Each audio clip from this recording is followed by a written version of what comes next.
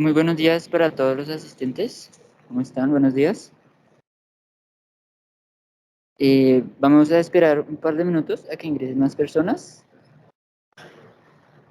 Tipo 8:10 estamos iniciando. Muchas gracias.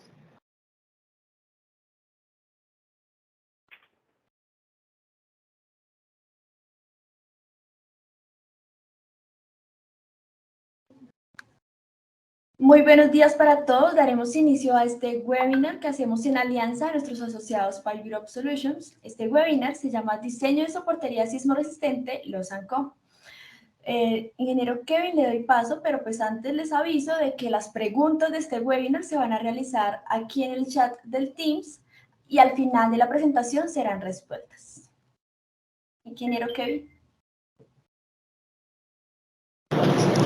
Muy buenos días para todos, a todos los asistentes. Muchísimas gracias por su participación y por su tiempo. El día de hoy, como comentaba, se va a revisar todo el tema de soportería sismo resistente a base de cable Luzanco. Cualquier pregunta pues la podemos escribir en el chat, si también podemos levantar la mano y con mucho gusto atenderemos sus inquietudes. Les agradecería si de pronto se pueden presentar en el chat con su nombre y de pronto en qué área trabajan, como para mirar el auditorio de hoy que nos acompaña.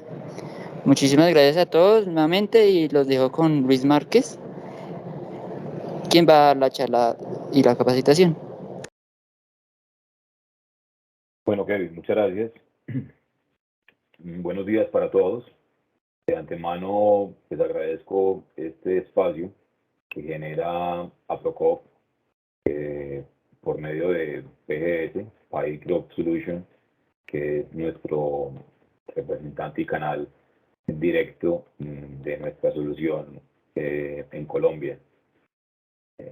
Me parece importante que podamos avanzar sobre estos conceptos que pues cada vez más se vuelven parte de nuestro día a día desde el punto de vista de diseño y desde el punto de vista de instalación. La propuesta que hace Kevin y Jessica con respecto a preguntas, ustedes las pueden realizar a través del chat, pero si hay una pregunta de manera particular para que se realice en ese momento, hagámoslo y no dejémoslo pasar para que podamos entonces darle como respuesta si se tiene en ese momento y sea más eficiente pues la información. De pronto también podemos darle la oportunidad a que no sea un monólogo converse y converse donde a veces de pronto puede fatigar un poco. Entonces, si hay preguntas, adelante, escriben en el chat. Seguro Jessica estaría muy pendiente. Jessica, pues me deja saber cuál es la pregunta y le damos respuesta en ese momento. Bueno, señor o señores, gracias a todos ustedes por asistir a este espacio matutino hoy viernes y que nos demos la oportunidad un poco de entender y aprender o de fortalecer lo que hoy tenemos en cuanto a información de protecciones desde el punto de vista sismo resistente para elementos no estructurales. Entonces, vamos a ver cuáles son esos elementos no estructurales, vamos a ver un poco de la norma, ya en un momento vamos a determinar los alcances de la sesión como tal y avancemos al respecto. Bien. Avanzo entonces, me presento, yo soy Luis Eduardo Márquez, soy el gerente de negocios para Latinoamérica de la fábrica Luzanco. Yo soy ingeniero en instrumentación y control, especialista en gerencia comercial, tengo 20 años de experiencia en el sector industrial, 6 años en el sector de sistemas de redes contra incendios y 5 años en consultoría técnica de soluciones sismo resistentes para elementos no estructurales. Nace realmente de toda esa experiencia que hemos venido fortaleciendo de manera directa de todo lo que son sistemas de rociadores automáticos en lo que tienen que ver con sistemas de protecciones contra incendios. Innovación es el relacionamiento total, ¿sí? En la búsqueda continua de oportunidades y soluciones para el fortalecimiento del sector. Y digo el sector desde el punto de vista de construcción, donde pues se mezclan allí diferentes disciplinas en cuanto a lo que tiene que ver con instalaciones. Bien, vamos a ver el día de hoy, estimados ingenieros, instaladores y todos los agremiados o asociados de APROCOP. Vamos a ver lo que es la norma sismoresistente colombiana, NSR 10, que es una norma absolutamente robusta, importante, definitiva. No solamente se recoge como norma donde se le debe dar un cumplimiento netamente obligatorio, sino que se resulta o nace efectivamente de una ley 400. Pero, por supuesto, como es un mar, un océano realmente de información, vamos a tratar de manera específica algunos numerales del título A, capítulo A9. ¿Sí? Eso nos da unas bases importantes para que entendamos pues, el nivel de importancia que se debe tener frente a las protecciones sismo resistentes de estos elementos no estructurales, y la misma norma nos entrega unos recursos bien interesantes para empezar a trabajar en función de ello. Conceptos básicos. Vamos a ver cuáles son los tipos de elementos no estructurales definidos así en la norma como instalaciones. Vamos a ver los grados de desempeño de los sistemas.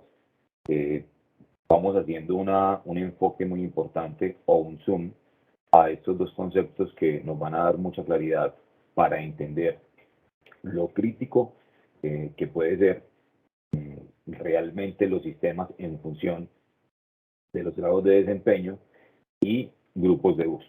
Entonces, dándole suficiente claridad a estos dos tipos de conceptos, seguramente vamos a avanzar de manera muy importante en el tema. Vamos a ver las responsabilidades de acuerdo a la norma, en el numeral A.9.3, y te cita, pues finalmente, y da la suficiente claridad de cuáles son los alcances de cada una de esas responsabilidades. Vamos a ver el concepto de transferencia sísmica, cómo se trabaja ese concepto de transferencia sísmica, todo en función de la norma NSR 10. ¿Sí? Título A, capítulo A9. Y pasamos entonces pues a la propuesta frente a cuanto a solución se refiere, y presentamos nuestro desarrollo, nuestra ingeniería, y si es de la solución Luz & Co. Vamos a ver las características de los soportes sismoresistentes o arriestramientos Luz & Co., los elementos que intervienen en la solución, los tipos de soportes sismoresistentes o arriestramientos, las aprobaciones y certificaciones. Allí vamos a hacer como un hincapié de una de las certificaciones que hoy tiene el desarrollo nuestra solución, que tiene mucho que ver especialmente con el sector donde hoy se encuentran ustedes agremiados, ¿sí? Y es APROCOP. Vamos a ver las consideraciones para una correcta clasificación de un soporte sismoresistente o arriestramiento Luz & Co. ¿Sí? Estas consideraciones van a ser un poco, yo diría que livianas, porque justamente la próxima semana, y aquí pues hago la cuña frente a esa muy buena opción que se tiene, vamos a tener realmente ya una capacitación virtual también, en el transcurso de la charla o cuando lleguemos efectivamente a este punto. Vamos a entregarles entonces una información para que puedan inscribirse y puedan estar allí, donde se les va a entregar unas herramientas y un paso a paso desde el punto de vista normativo para que empleen efectivamente los modelos matemáticos y puedan hacer los cálculos respectivos frente a las consideraciones para una clasificación correcta de un soporte sismoresistente. A manera de información, ya está, pues ya salió la nueva versión de la NFPA 13 versión 2022. En ella, especialmente en el capítulo 18, cuando hablamos de seismic bracing o soportes sismoresistentes o arriestramientos o soportes antioxidantes, no soportes antisísmicos. No es correcto trabajar en función de un concepto de ellos, sino antioxidantes. Ya hay unos cambios que se deben de empezar a considerar cuando hacemos los diseños sismoresistentes para los sistemas de rociadores automáticos. Entre ellos, considerar variables tales como factor de importancia, el tipo de proyecto, en fin, algo que tiene que ver con lo que hoy vamos a presentar. Y por último, pues un espacio para que tertuliemos y tiene que ver seguramente con el tema de preguntas. Recuerden, las preguntas que se puedan surgir, ustedes pueden escribirlas y Jessica directamente nos va a ayudar con esta información. Bueno, arranquemos, estimados.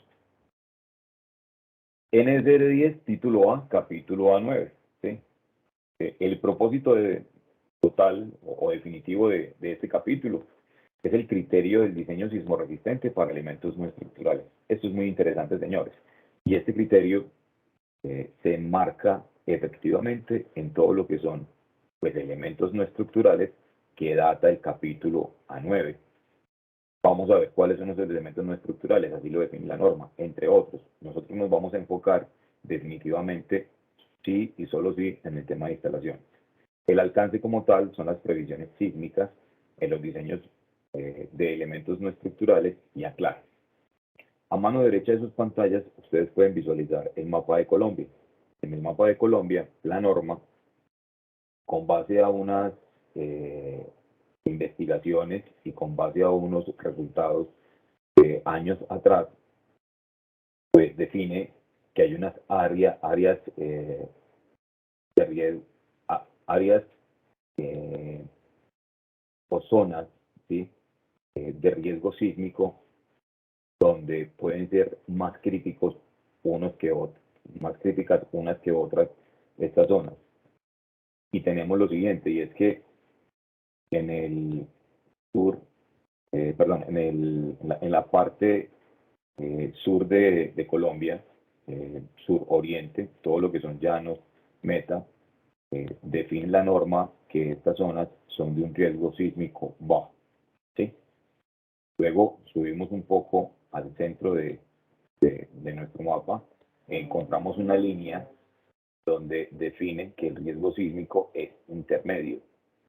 Y ya la parte suroccidente, efectivamente, de Colombia, encontramos que hay un riesgo sísmico alto. ¿Sí?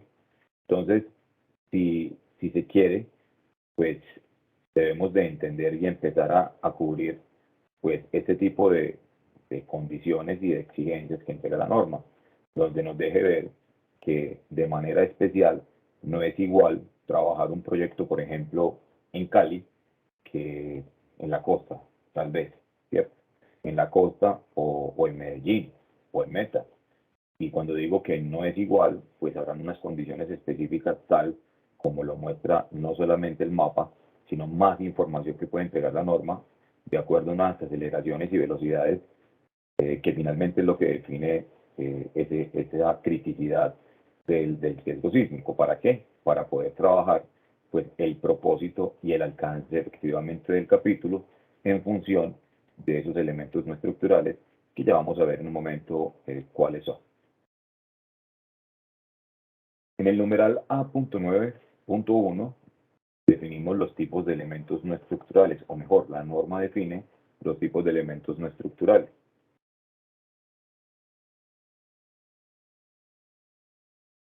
Y los define como instalaciones, ¿sí? Instalaciones hidráulicas y sanitarias, o hidrosanitarias, plomería muy conceptualizadas hace algún tiempo, ya hoy entendemos que son instalaciones hidrosanitarias, así lo define NTC 1500 inclusive, instalaciones eléctricas, instalaciones de gas y equipos mecánicos. En equipos mecánicos están considerados equipos directamente involucrados con todo lo que es el sistema HVAC, todo lo que es aire acondicionado, calefacción, ventilación, ¿sí? Y también mecánico definidos en todo lo que es el sistema de protección contra incendios. Entonces, nótese que desde este momento ya entendemos que esos elementos no estructurales, pues, si bien diría que son independientes uno con respecto a otro, tienen un punto en común. Son elementos no estructurales. Definitivamente no están respondiendo desde el punto de vista sismorresistente como pudiera responder un elemento estructural. Por ejemplo, todo lo que son las estructuras, la base como tal, que permite trabajar muros sobre ello, vidrio sobre ello, pero también este tipo de instalaciones. Entonces, es interesante que se empiece a entender que nuestra responsabilidad desde el punto de vista de ingeniería, de diseño, de instalación, pues estamos trabajando con estos elementos no estructurales. Y como diseñadores, como ingenieros, debemos de responder efectivamente porque ese elemento no estructural o esa instalación pueda responder frente a un sismo en cuanto a su permanencia, ¿sí?, su funcionalidad y su trabajo continuo, o en su defecto, pues algún desprendimiento o colapso y pueda generar algún tema crítico dentro de esta edificación. Entonces, elementos no estructurales están directamente relacionados con los temas de instalaciones hidrosanitarias, eléctricas, de gas y mecánico. Muy bien.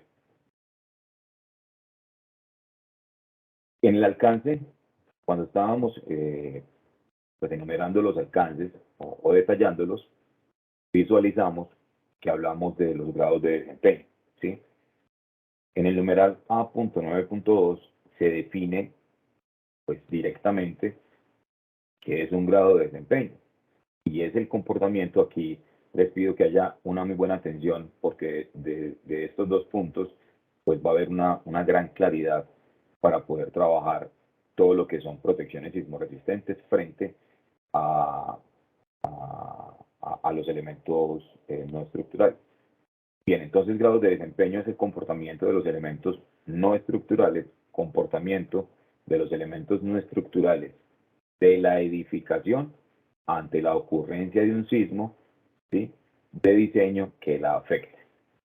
Bien, sencillamente el sistema o la instalación hidrosanitaria, pensemos en un sismo, un evento sísmico en un momento determinado, me está diciendo de manera general, de manera genérica, que ese grado de desempeño pues podría tener alguna afectación, ¿cierto? Pero podría tener una afectación de acuerdo a qué, de acuerdo a donde esté ubicado ese elemento no estructural en la edificación que se esté trabajando. No es igual la afectación de un elemento no estructural de un sistema hidrosanitario, por ejemplo, en una residencia, ¿sí?, en un edificio bajo un tema normativo, que en un hospital o en una clínica, ¿sí? Entonces, la norma, si bien de manera general define lo que es grado de desempeño, a su vez entrega una herramienta de manera importante en la clasificación de esos grados de desempeño. Y hay 3 grados de desempeño. Tenemos grados de desempeño superior, grado de desempeño bueno y grado de desempeño bajo. Seguramente ya ustedes hicieron lectura del mismo, pero vamos a detallarlo un poco para que podamos acceder a una mejor comprensión. El grado de desempeño superior es el daño en el elemento no estructural que es mínimo y no interfiere con la operación de la edificación. Sencillamente, pues esta clasificación de grado de desempeño superior me está indicando que ese elemento no estructural, esa instalación, pues no puede fallar.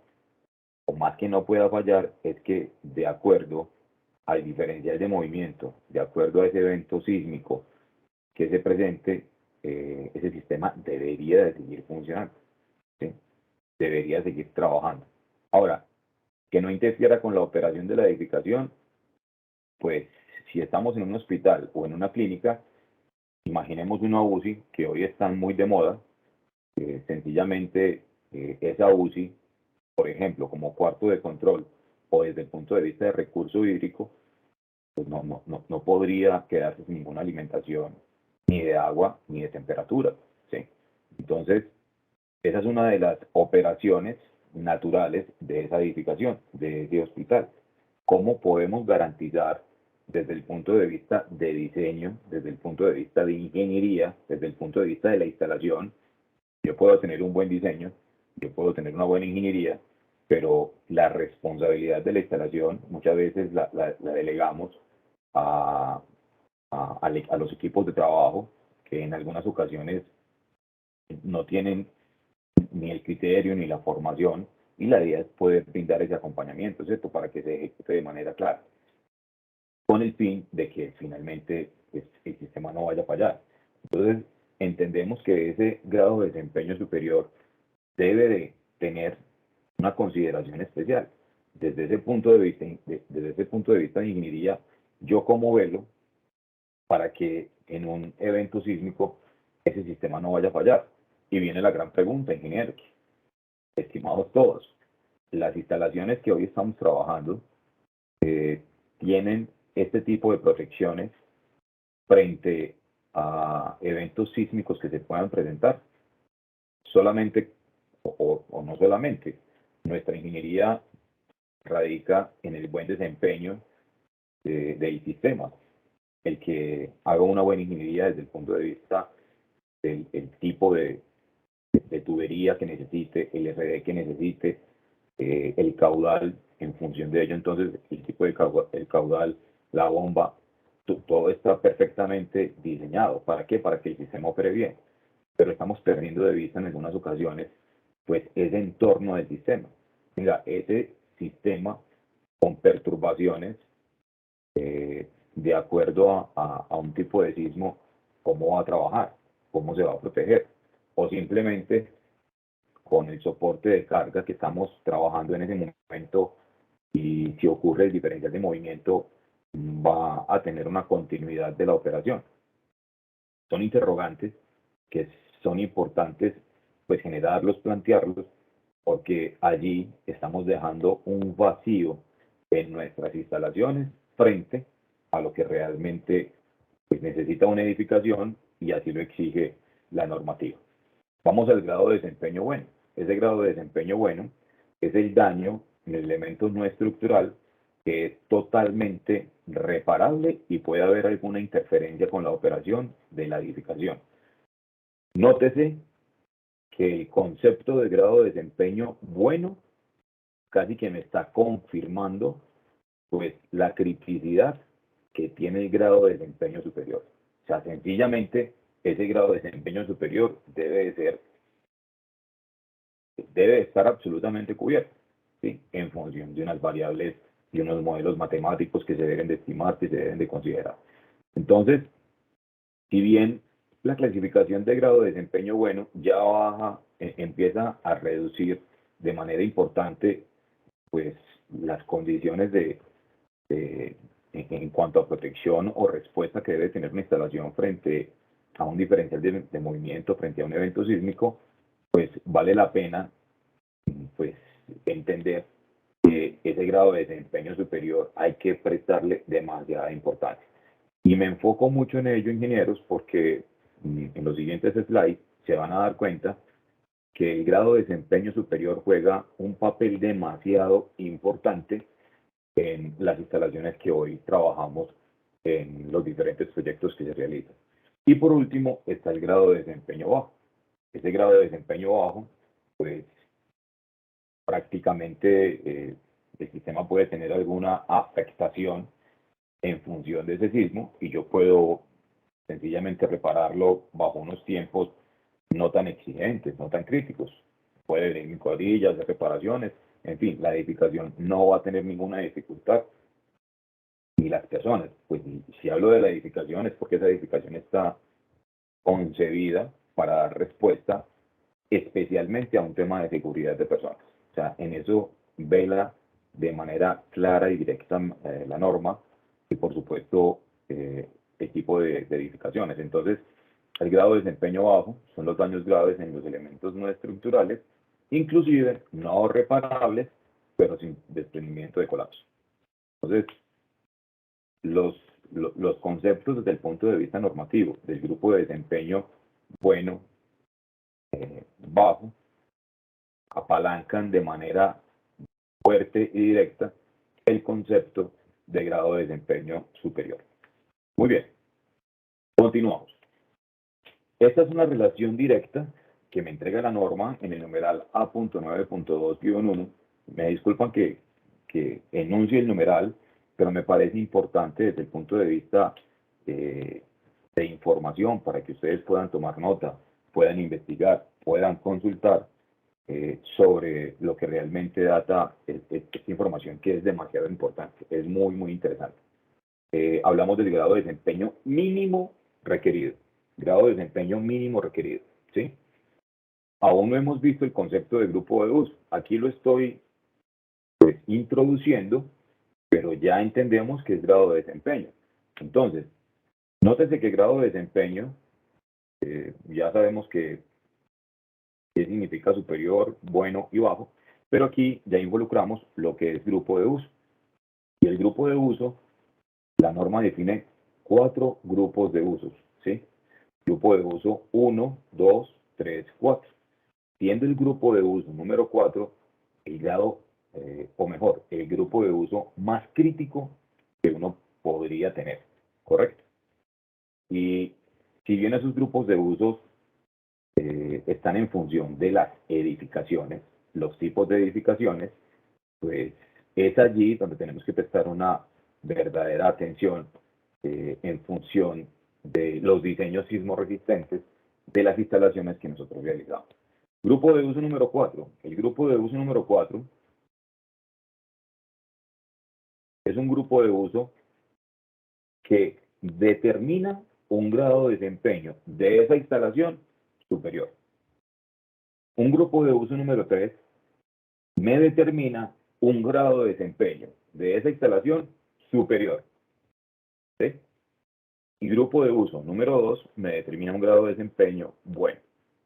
Aquí entonces, si bien el grado de desempeño puede ser bueno, habrán proyectos, habrán edificaciones que algunos dueños, algunas constructoras, por el core de negocio que se desarrolle, por el tipo de negocio, van a querer inclusive proteger desde el punto de vista sismorresistente sus elementos no estructurales o sus instalaciones, porque esto se pudiera desprender un lucro cesante en algún momento por alguna afectación de esa instalación. Entonces, si bien la norma inclusive lo dice, mire, esto no lo exige, pero considérelo, que es interesante que usted proteja sus instalaciones, ¿sí?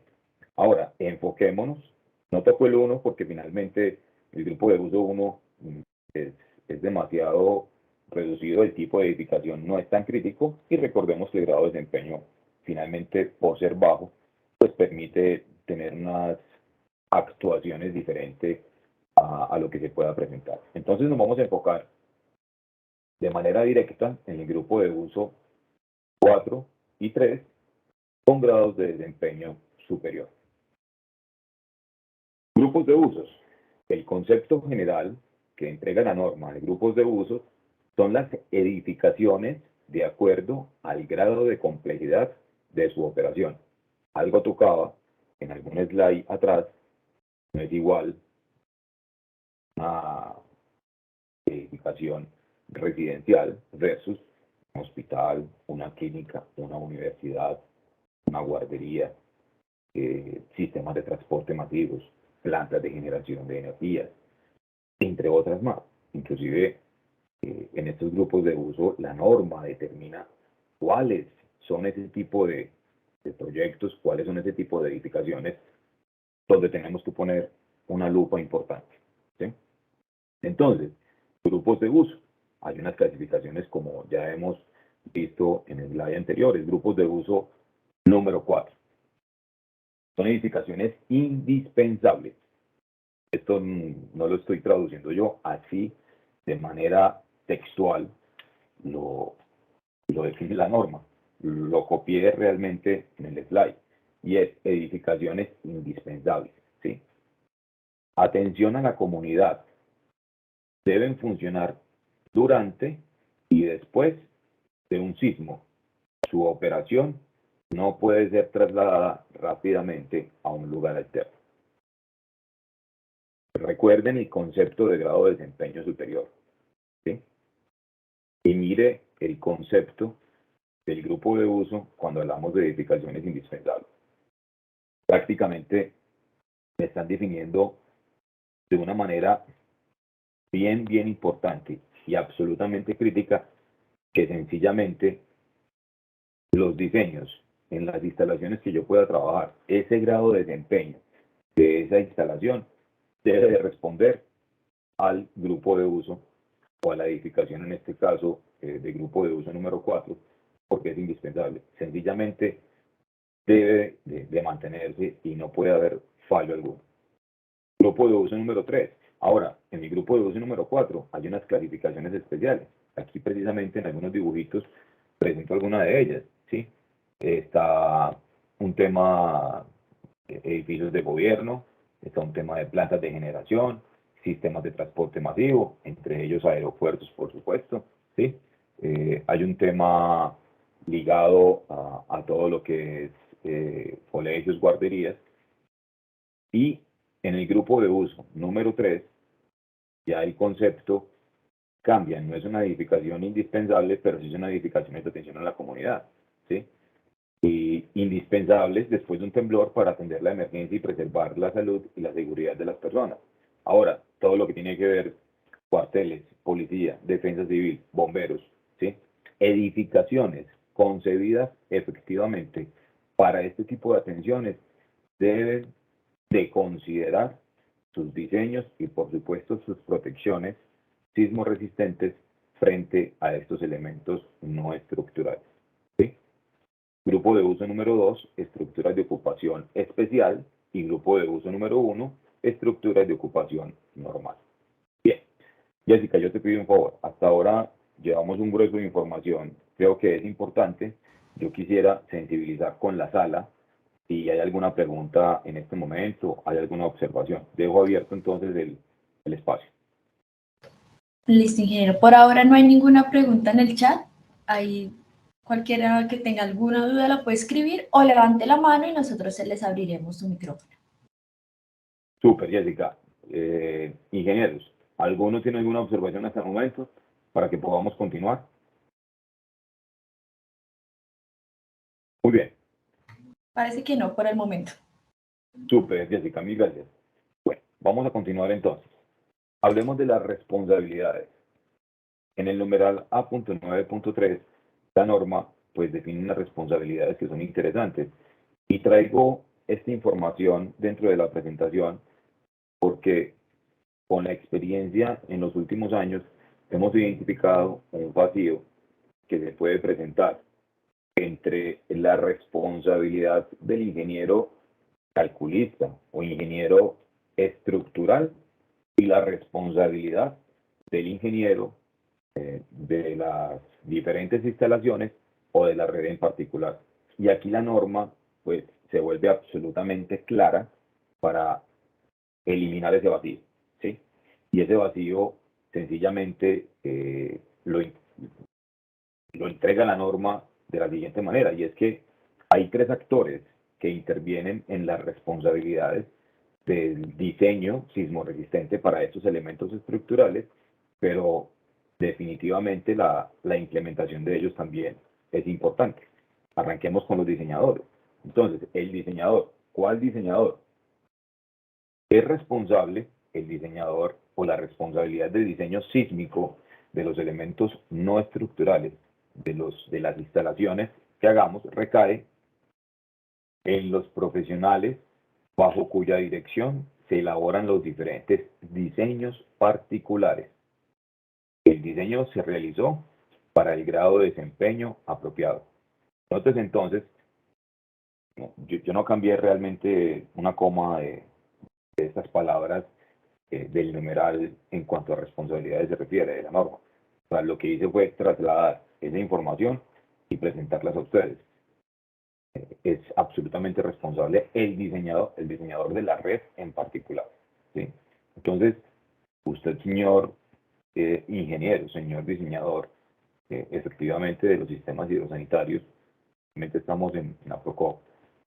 Es importante que si ya lo está haciendo, pues excelente. La idea es continuar con esas buenas prácticas. Y si no, importante que empecemos a definir pues esos grupos de uso, esas edificaciones y por supuesto esos grados de desempeño para saber si definitivamente yo necesito pues considerar un diseño sismo resistente en esa red hidrosanitaria, por ejemplo. Es responsable también el constructor, ¿sí? El constructor es responsable de hacer firmar los diferentes diseños de los elementos no estructurales que estos construyan de acuerdo o que se construyan de acuerdo con lo diseñado, cumpliendo con el grado de desempeño del grado de desempeño especificado. También es responsable el supervisor técnico de verificar que la construcción e instalación de los elementos no estructurales se realice siguiendo los planos y especificaciones correspondientes. Verificar que los elementos no estructurales que se instalen en la edificación efectivamente estén en capacidad de cumplir el grado de desempeño especificado. Estimados, nótese algo importante, y es que en los diferentes actores que intervienen desde el punto de vista de responsabilidad, se cita grado de desempeño, grado de desempeño, grado de desempeño para el concepto de diseñador, grado de desempeño para el concepto del constructor y grado de desempeño para la supervisión técnica. Yo debo de realizar los diseños sismorresistentes de las instalaciones que estoy trabajando en función del grado de desempeño de esa instalación. Es muy, muy importante, ¿sí? Entonces, las responsabilidades aquí se reducen definitivamente de inicio de esa responsabilidad debe empezar por el diseño, ¿no? Por los diseñadores. Sencillamente, tal como lo muestra la norma, el constructor pues va ante una curaduría de primar efectivamente lo que el diseño pues presenta, ¿no? Ese diseñador que es el experto efectivamente en el tema del sistema, pues presentó la solución, el curador, o mejor el constructor, el promotor, hace el proceso de firmas y el supervisor técnico, por supuesto, pues hace cumplir lo que está en el diseño. Entonces, creo que hay una responsabilidad bien interesante y bien particular donde el diseñador desde el inicio, ¿sí?, debe considerar pues estos diseños sismo resistentes para estos elementos no estructurales, para estas instalaciones, en función del grado de desempeño que se esté trabajando. Bien, vamos a entender o a conceptualizar de manera importante lo que es una transferencia de fuerza sísmica, ¿sí? En el numeral de la norma del capítulo 9, en el numeral A.9.4.5, pues me entrega también un concepto claro que yo debo de tener presente efectivamente en mis diseños de los diferentes elementos no estructurales que estoy trabajando. En este caso, del sistema hidrosanitario, con un grado de desempeño superior y un grupo de uso 4, pongámoslo en el punto más alto, pues en ese tipo de propuestas que yo presente ante el constructor, debo de tener claro que estoy cubriendo lo que la norma define como una transferencia de fuerza sísmica. Y es que los elementos no estructurales que requieren ser diseñados para resistir fuerzas sísmicas deben amarrarse o anclarse de tal manera que estas fuerzas sean finalmente transferidas a la estructura de la edificación. El amarre debe ser una conexión o anclaje que permita resistir tensiones y compresiones sin contar con efectos de fricción ni de resistencia a la tensión de morteros de peso. Señores, ¿qué es esto? Si bien esta es un sistema de red contra incendios, este es un sistema de una bandeja portacable para conductores eléctricos, pues sigue siendo un elemento no estructural. Supóngase que esta sea pues mi tubería de agua, o bien sea residuales o de agua potable, ¿sí? Y de acuerdo a unas condiciones específicas que vamos a ver más adelante, yo necesite hacer un diseño sismo resistente para ello. ¿Qué sucede? Normalmente, desde el punto de vista de montajes y de diseño, pues está el tubo colgando de un soporte de carga directa o carga muerta, con los famosos soportes tipo pera o soportes tipo gota, ¿cierto? Y bueno, si no los coloco, sencillamente la tubería viene abajo. Yo tengo que trabajar ese tipo de soportes de carga muerta o carga directa. Listo, ya lo coloqué y ya la tubería quedó guindada, quedó aérea, como se quiera entender. Si la tubería está soportada, la está cargando un soporte desde el punto de vista de carga muerta, imaginen el movimiento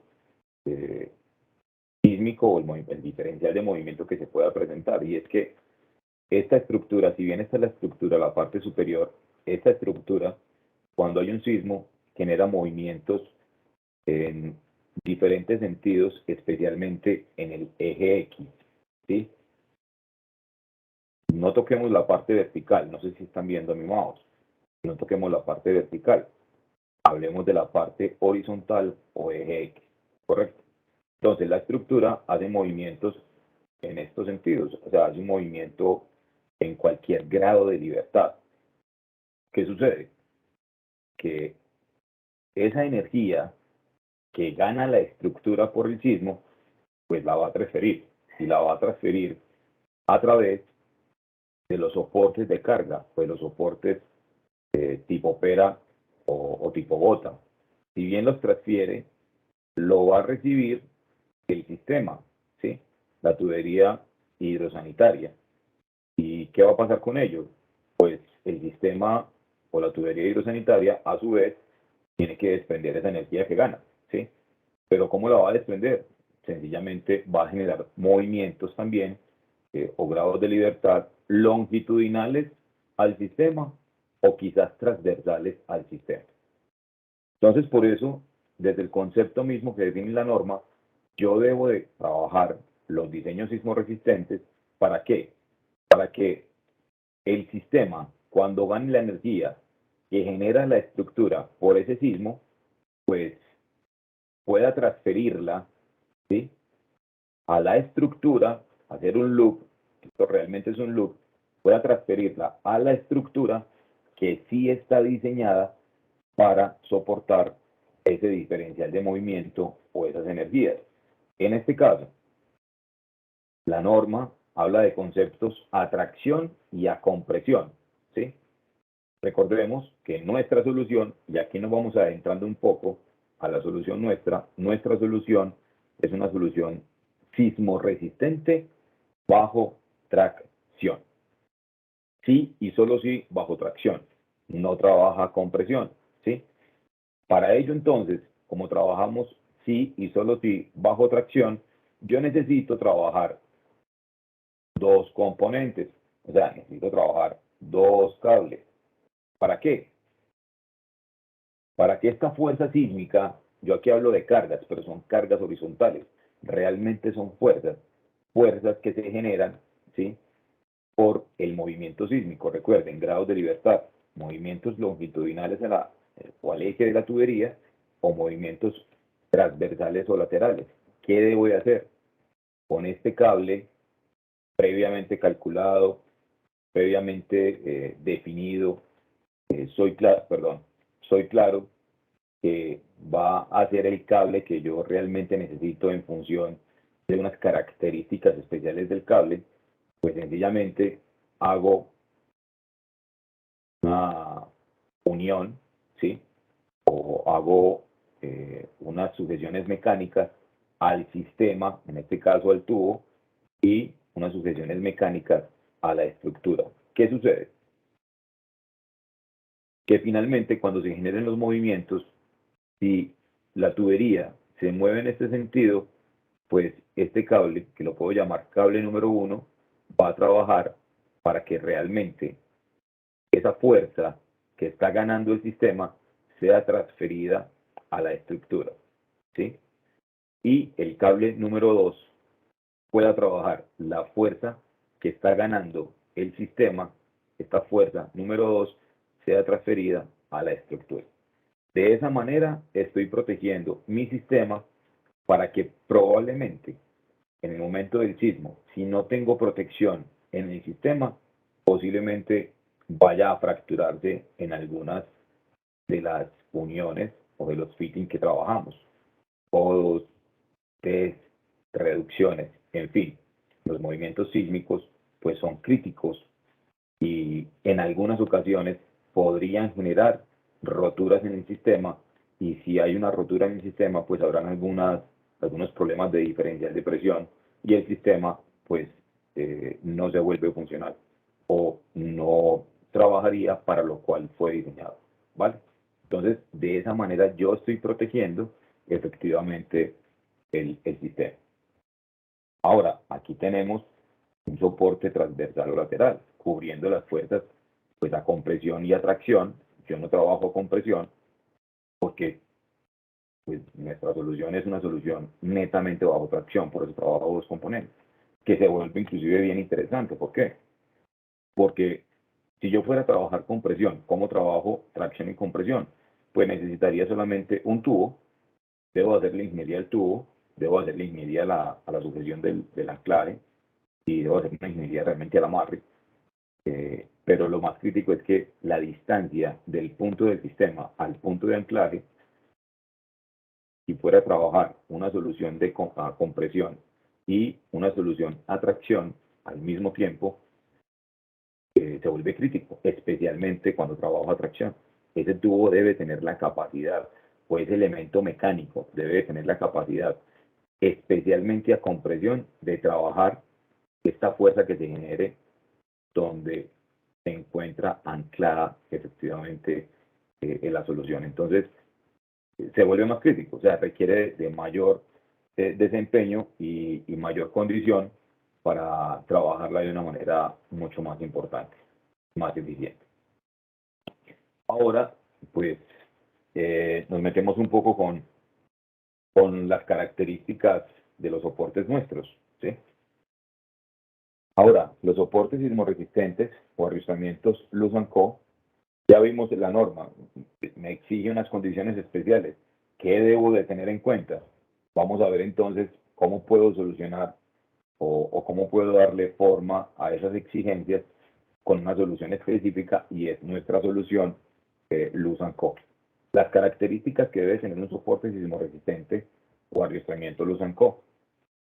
Este no es un cable, una guaya cualquiera que usted la pueda conseguir o en Palo Quemado, o la pueda conseguir en la valladera, o la pueda conseguir en almacenes de superficies de gran nivel. No, realmente esta es una solución desarrollada bajo el punto de vista normativo, especialmente ASCE 19. ASCE es la Asociación de Ingenieros Civiles de Estados Unidos, y hablo de 19 porque data específicamente del cable.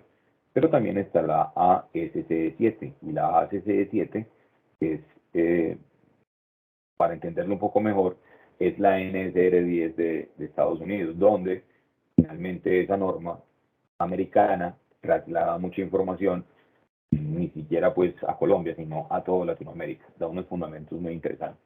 De hecho, para que aquellas personas que quieren investigar o fundamentar un poco sobre el tema, el capítulo 13 de la ASCE 7 data única y exclusivamente de elementos no estructurales, y tiene mucho que ver con lo que encontramos en nuestra norma NSR 10. Bien, entonces, ¿qué se tiene? Se tiene pues unas soluciones específicas con una condición especial para esas condiciones o para las soluciones o el desarrollo que tenemos nosotros. Resistencia a la corrosión. El cable es un cable de acero galvanizado. Podemos encontrar cables de acero galvanizado en cualquier ferretería, almacén de gran superficie, en fin.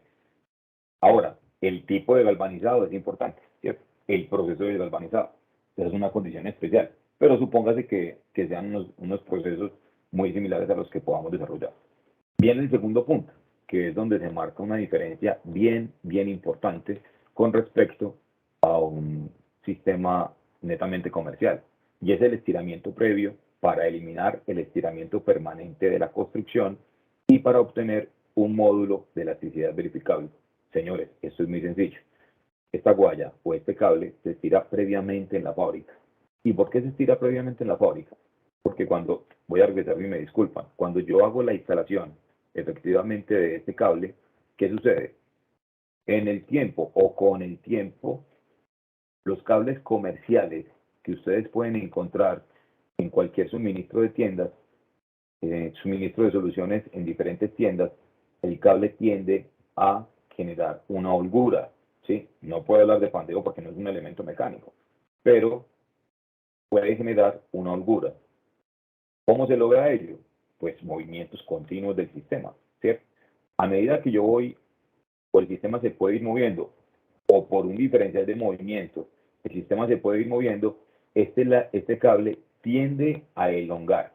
Ahora bien, nuestro cable, por el proceso que tiene en las plantas nuestras, en las fábricas, lo que tiene finalmente es una elongación absolutamente reducida. Un cable comercial puede elongar entre un 10 y 15% de su capacidad de rotura. Nuestro cable elonga aproximadamente entre un 1 y 2% de su capacidad de rotura.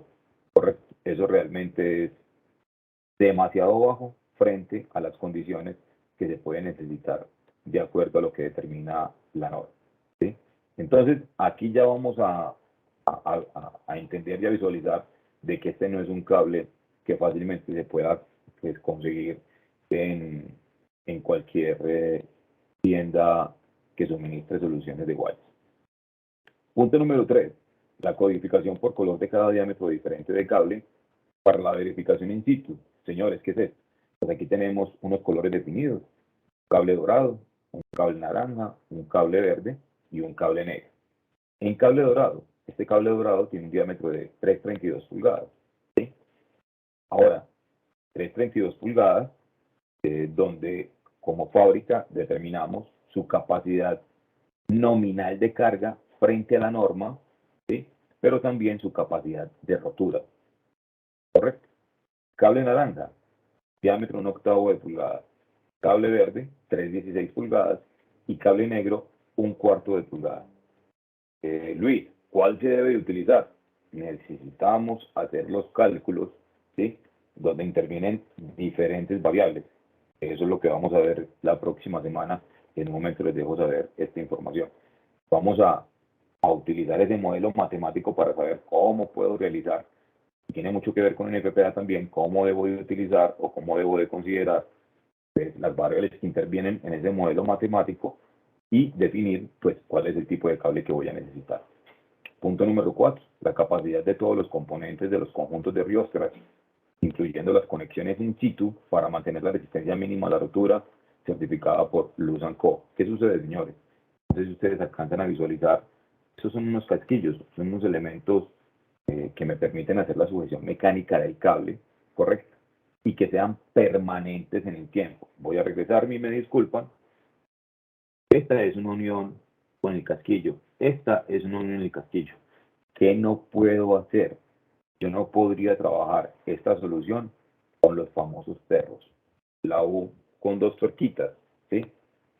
IBC, que para ustedes ya debe de ser muy conocido, y veo que a Procop en algunas ocasiones lo ha referido a través de sus diferentes ingenieros. International Building Code no permite trabajar ese tipo de elementos para este tipo de sistemas. ¿Por qué? Hay 2 razones especiales.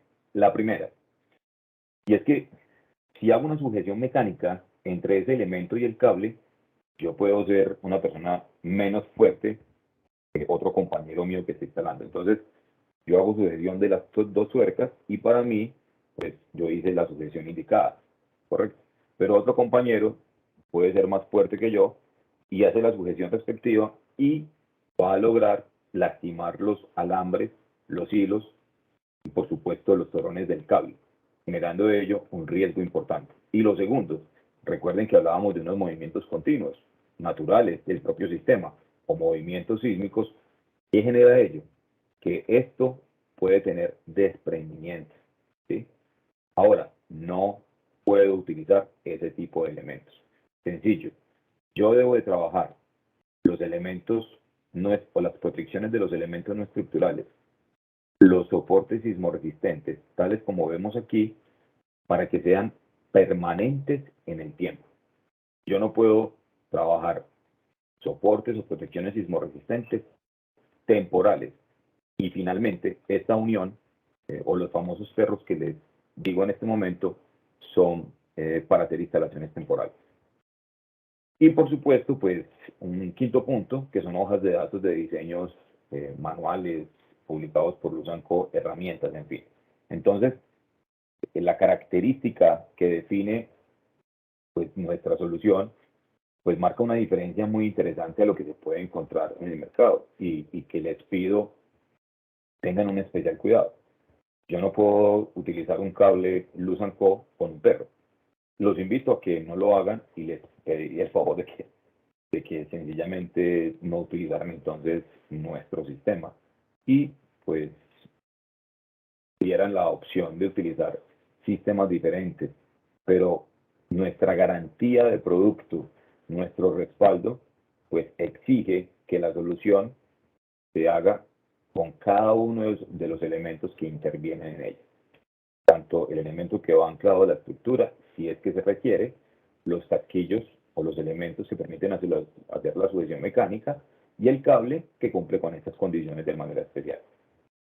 Jessica, hacemos el paro allí a ver quién ha levantado mano o si seguimos trabajando. Por el momento no hay ninguna mano levantada y tampoco han realizado preguntas por el chat. Listo, Vale, haremos de nuevo la invitación para que pues, escriban en el chat o levanten la mano y abriremos su micrófono. Muy bien. Hablar entonces de los elementos que intervienen en la solución.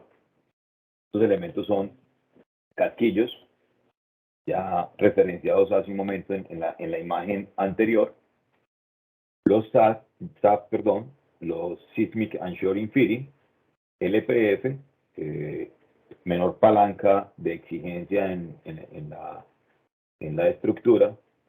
Estos son SAF retrofit, se utilizan de manera especial cuando yo tengo la instalación ya montada. Sencillamente voy a regresarme aquí.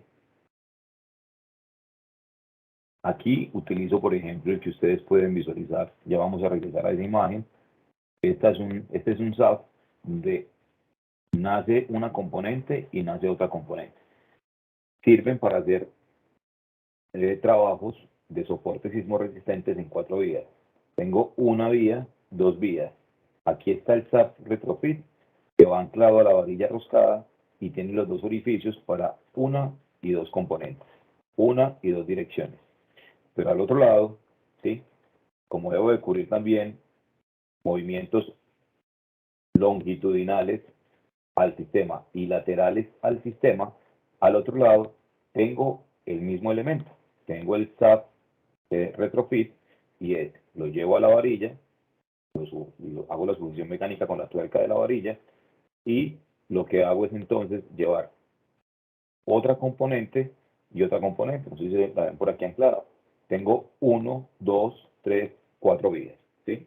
Entonces es un soporte que va a trabajar direcciones longitudinales, ¿sí? O fuerzas que se presenten en el sistema de manera longitudinal y fuerzas que se presenten en el sistema de manera lateral. Este es el elemento que tengo acá. Este es el SAF retrofit. Simplemente puedo trabajar o un soporte longitudinal o uno transversal. Todo depende de qué, del tipo de sistema que tenga, del diseño que realice, ¿sí? Y un SAF 2 vías. Estos son los elementos y herramientas que intervienen dentro del proceso de instalación, de las buenas prácticas del mismo. Esta es la herramienta para un cable dorado, la herramienta para cable verde dorado y naranja, y herramienta para el cable negro, con sus respectivas cortadoras. Podemos trabajar soportes tipo kit, ¿sí? Vienen ya listos en bolsas, o soportes en rollo, cada rollo con 76 metros, donde hago un corte de acuerdo a la demanda o a la disposición de la instalación. Tipos de soportes sismorresistentes, ya hemos venido pues hablando un poco de ellos. Entonces están los soportes longitudinales sobre el eje del sistema o el eje de la tubería. Soportes transversales, aquí lo vemos, soporte transversal, o soportes 4 vías. Lo vimos en el ejemplo de la bandeja portacable para conductores eléctricos, ¿sí? Soportes 4 vías. Y aquí está el detalle de los elementos que intervienen y los tipos de soportes. Entonces, soportes transversales y soportes longitudinales. ¿Correcto?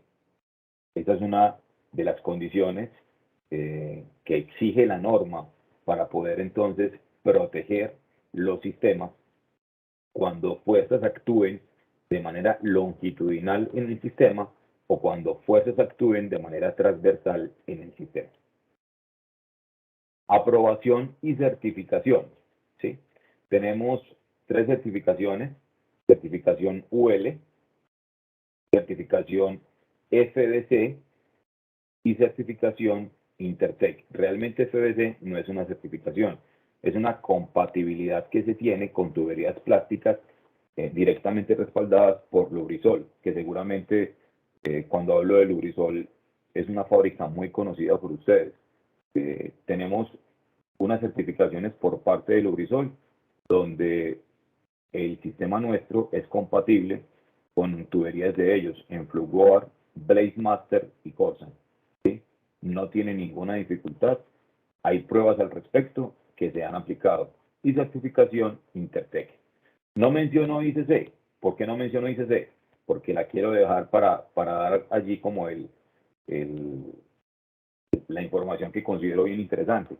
ICC es el International Code Council, es un laboratorio dedicado de manera pues, bien interesante a todo lo que es seguridad, en este caso seguridad desde el punto de vista de estructuras o de elementos no estructurales. Nuestra solución, nuestro desarrollo, cuenta con una certificación ICC, ¿correcto?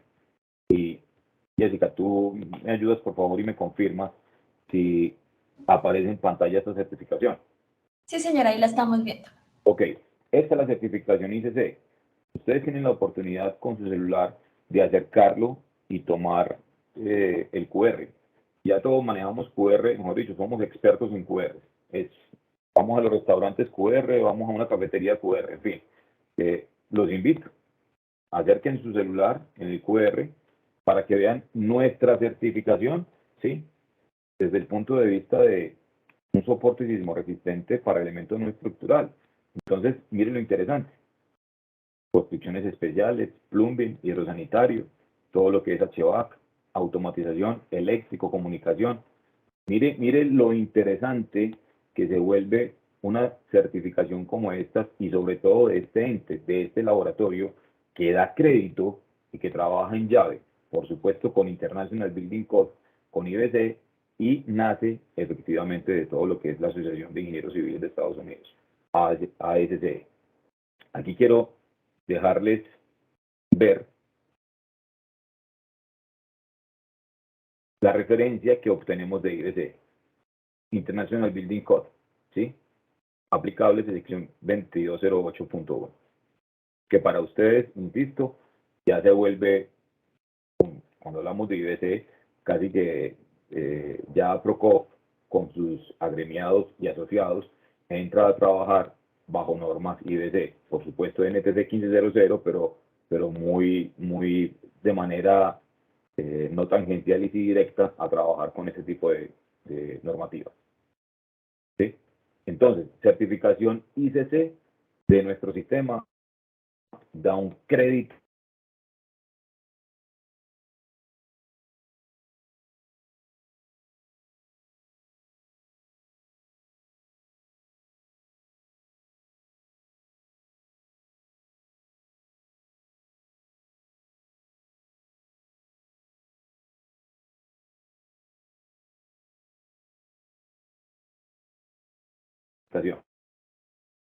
correcta clasificación de un soporte sismo resistente. Ingenieros, estimados todos, esto es lo que vamos a ver especialmente el miércoles. Si bien esa invitación que se hace para el miércoles siguiente se hace para el sector de aire acondicionado, recuerden, sigue siendo un elemento no estructural. ¿Cuál es la naturaleza allí? ¿Cuál es la esencia? Que vamos a entregar los recursos necesarios desde el punto de vista normativo NSR para que usted pueda hacer los cálculos reales de cuáles son las variables y las condiciones que intervienen para yo poder hacer un diseño claro y proteger adecuadamente mi sistema, ¿sí? Entonces, bien interesante. Aquí lo vamos a ver de una manera liviana, como ya les había informado, les había dicho, pero la intención es que puedan tener esa opción de acompañarnos el próximo miércoles. Ya en un momento les dejo ver entonces la información. Número 1, tener claro el coeficiente de aceleración sísmica. Recuerden, empezando la presentación, pusimos el mapa de Colombia. Entonces, de acuerdo a la zona de riesgo sísmico, hay unos coeficientes de aceleración sísmica determinados. La norma en el capítulo A9 entrega el modelo matemático para entender pues cuáles son esas variables que intervienen dentro de esa zona de riesgo sísmico y poder determinar cuál es el coeficiente de aceleración sísmica. Eso como primero, ¿no? Ya tengo el coeficiente sísmico. Ahora, ingenieros, ¿qué es el coeficiente sísmico? Permítame, por favor, me regreso.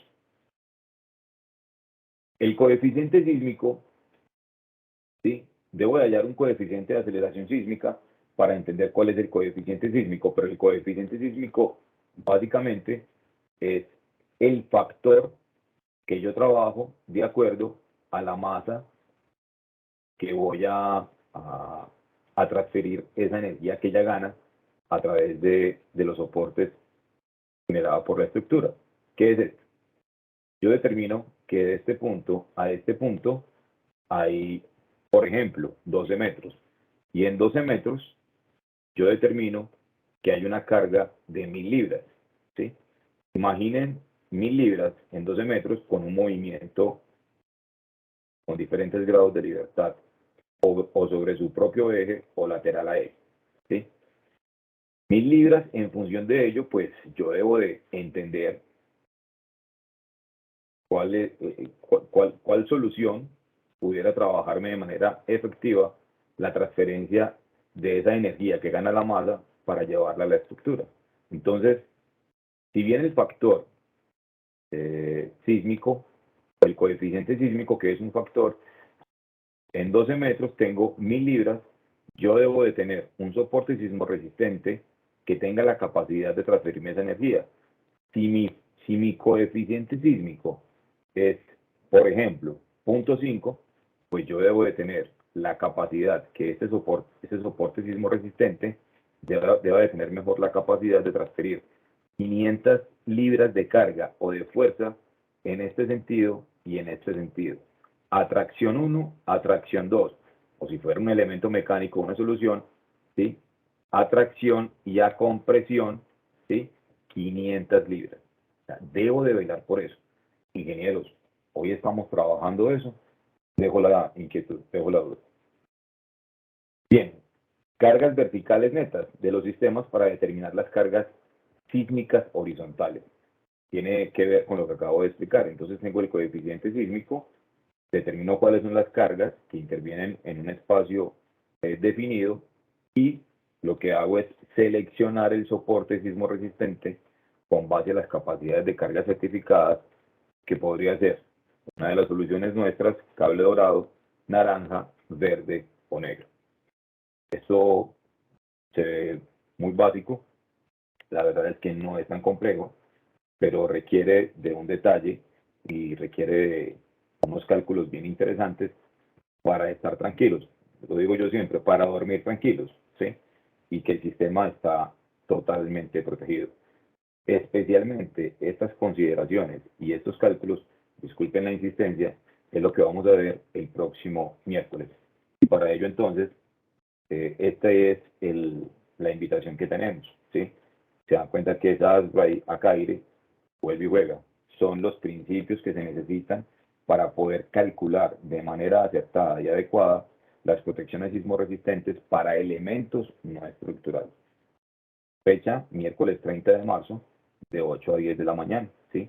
Nos va a presentar el ingeniero Julián Álvarez, que nos ha venido acompañando con unos diseños específicos, especialmente para el sector de aire acondicionado, pero el principio es idéntico para todo elemento no estructural.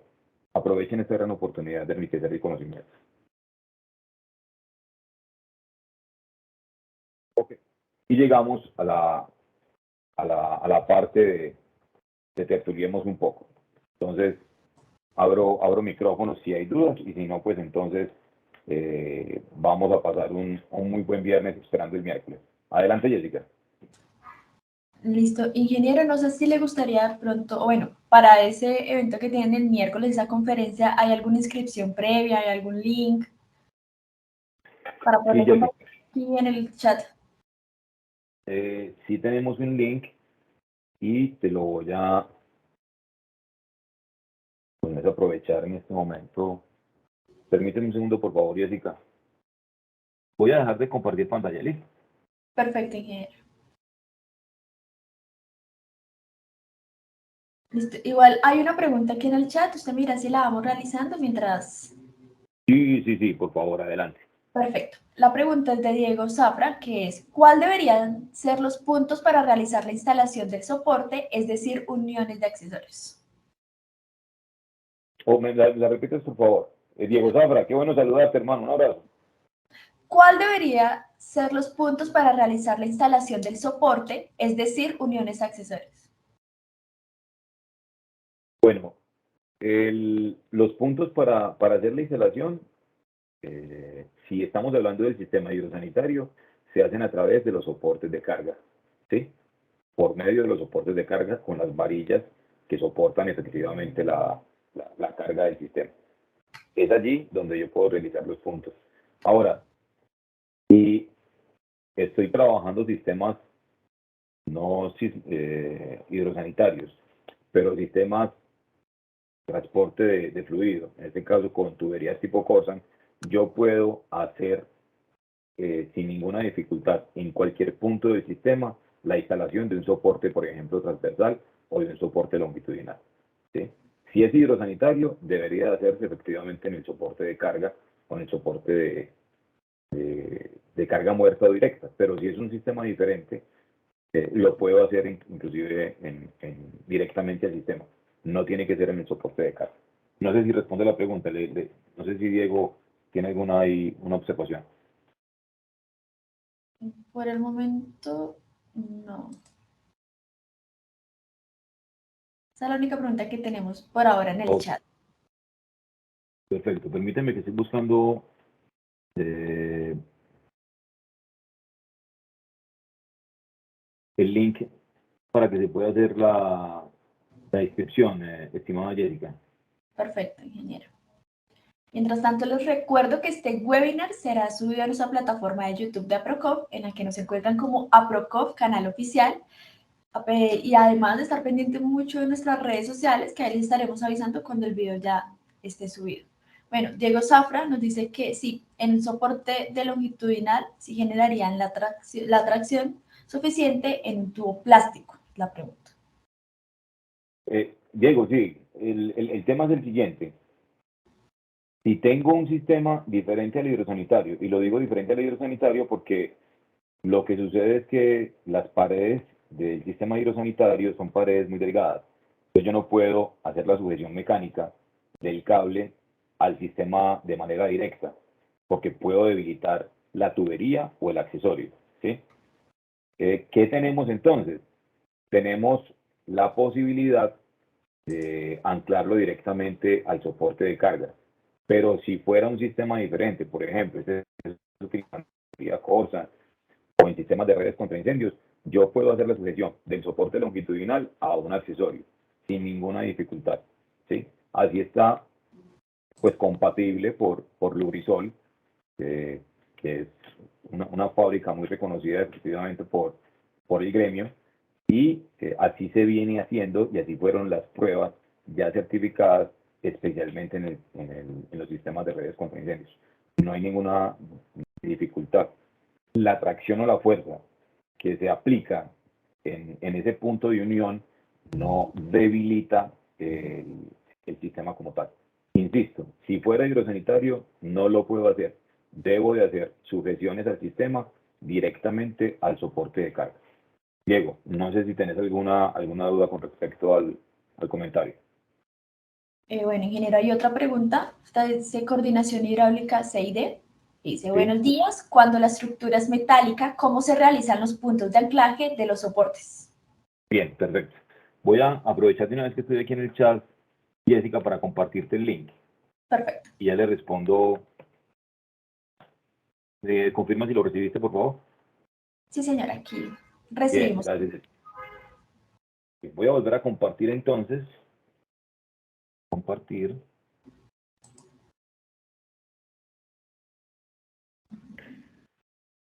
Voy a responder la última pregunta que me haces. Por eso sí necesito mis lentes. ¿Estás viendo la pantalla, Jessica? Sí, señora. Bien, entonces, ¿cómo puedo anclarme? Hay varias opciones, ¿sí? Normalmente, ingeniero, cuando tengo estructuras en acero, los ingenieros estructurales no permiten ni perforar ni soldar la estructura. En ese caso, lo que normalmente se hace es trabajar con un B-clamp, ¿sí? Ahora, nuestra solución, pues, permite, y así lo podemos visualizar otra vez en el certificado ICC, permite que hagamos un loop en la estructura de acero. Ahora, desde el punto de vista mecánico, el comportamiento de este loop tiene unas consideraciones especiales y seguras, ¿sí? ¿Por qué? Porque no estoy transfiriendo la fuerza que se pueda presentar a un elemento mecánico que va a estar anclado a la estructura. No, la capacidad de carga del cable va a ser igual a la capacidad de carga de la estructura, ¿sí? Por supuesto, con la capacidad nominal que pueda tener el cable. Esta es una forma de sujetar. Luis, me dejan perforar la estructura. Yo puedo entonces trabajar el SAF, Seismic and Shoring Fitting. Este es el orificio para, si hablamos de estructura en acero, para el cable o para el anclaje mejor autoperforante en la estructura, y ese es el orificio para el cable.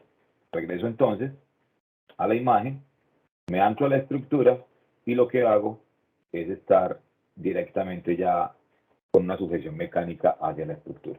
Esas serían las dos formas de poderme anclar. ¿Me ayudas, por favor, Jessica, si la respuesta para el ingeniero es clara? O si tiene alguna otra duda. Por el momento no hay ningún comentario en el chat. Haremos así. Lo De realizan, pronto, aún no hay otra pregunta adicional. ok. Por Recuerden un que, momento, sí, qué señor, pena, dime. recuerden que pueden solicitar el acceso al micrófono levantando la mano por si tienen algún comentario adicional o alguna pregunta. Qué pena que esté bajando aquí un poco la información del certificado ICC. Ustedes se dan cuenta de que pues ahí está todo. No sé si alcanzaron a tomar la foto con el código QR. ¿Sí?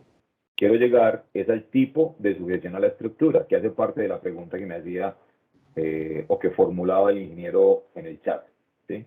Yo puedo anclarme efectivamente a la estructura. Bien, eso es el certificado como tal. Listo.